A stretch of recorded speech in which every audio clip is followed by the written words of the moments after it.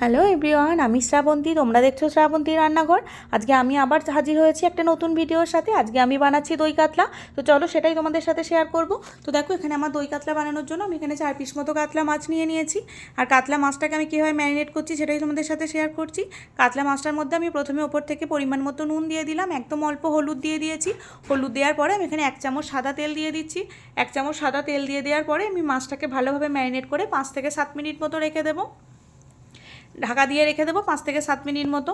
তো ততক্ষণে তোমাদের বলে দিই যে তোমরা প্লিজ আমার ইউটিউব চ্যানেলটা সাবস্ক্রাইব করে দিও, লাইক কমেন্ট আর শেয়ার করতে ভুলো না। দেখো এরপর আমি এখানে একটা ফ্রাইং প্যানের মধ্যে 2 থেকে 3 চামচ মতো সাদা তেল নিয়েছি।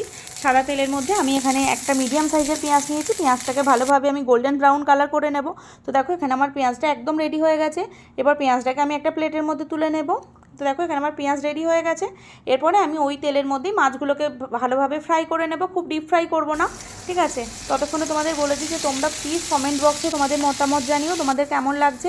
আর আমার চ্যানেলটাকে প্লিজ শেয়ার করে দিও যাতে আরও অনেক মানুষের কাছে আমার চ্যানেলটা পৌঁছে যায়, ঠিক আছে। তো দেখো এখানে আমার মাছগুলো এক পিঠ ফ্রাই করা হয়ে গেছে। এবার আমি অন্য একটা দিকে উল্টে দিলাম। এরপরে আমার মাছগুলো পুরোটাই কমপ্লিট হয়ে গেছে ফ্রাই করা। এরপর আমি তুলে নিলাম মাছগুলোকে। তো মাছগুলো তুলে নেওয়ার পরে আমি ওই তেলের মধ্যেই ফোড়ন হিসাবে শুকনো লঙ্কা, এলাচ আর লবঙ্গ ইউজ করেছি। এটা দিলে কি হয়, পুরো অনুষ্ঠান বাড়ির মতো ফ্লেভারটা আসবে। এবার যারা পছন্দ করো না তারা এলাচ আর লবঙ্গটা স্কিপও করতে পারো। এখানে আমি দেখো পেঁয়াজ আর কাঁচা লঙ্কা পেস্ট করেছিলাম, সেই পেঁয়াজ আর কাঁচা লঙ্কাটা দিয়ে দিলাম।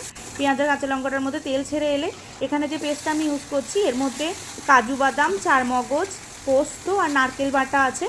আমি এটাকে ভালোভাবে দিয়ে দেওয়ার পরে ভালোভাবে কষিয়ে নেব। কষিয়ে নেওয়ার পরে তেল ছেড়ে এলে তার মধ্যে জিরে গুঁড়ো, ধনে গুঁড়ো দিয়ে দিলাম। দিয়ে দেওয়ার পরে এটাকে ভালোভাবে আমি নেড়ে নেব। নেড়ে নেওয়ার পরে যখন দেখবো এটার মধ্যেও, এই মশলাটার মধ্যেও তেল ছেড়ে এসছে, ওপর থেকে আমি ফেটানো টক দই 3 থেকে 4 চামচ মতো নিয়েছিলাম, সেটা দিয়ে দিলাম। দিয়ে দেওয়ার পরে ভালো করে কষানো হয়ে গেলে ওপর থেকে আমি একদম স্লাইড জল দিয়ে দেবো। জল দিয়ে এটাকে ভালোভাবে নেড়ে নেব। নেড়ে নেওয়ার পরে আমি কাতলা মাছগুলোকে এর মধ্যে দিয়ে দেবো। দেখো আমার অলমোস্ট মশলাটা ফুটতে আরম্ভ করে দিয়েছে, ঠিক আছে। তো দেখো এখানে আমি ইন্ডাকশানের ফ্লেমটা একদম কমিয়ে দেবো। কমিয়ে দেওয়ার পরে ঢাকা দিয়ে 5 থেকে 7 মিনিট মতো করে এটাকে কুক করে নেব। 5 থেকে 7 মিনিট মতো এটা কুক করে হয়ে যাওয়ার পরে আমি ওপর থেকে 1 চামচ চিনি দিয়ে দিলাম। চিনি দেওয়ার পরে আমার এখানে একদম রেডি হয়ে গেছে। আমি এখানে ইন্ডাকশান দেখো বন্ধ করে দিয়েছি।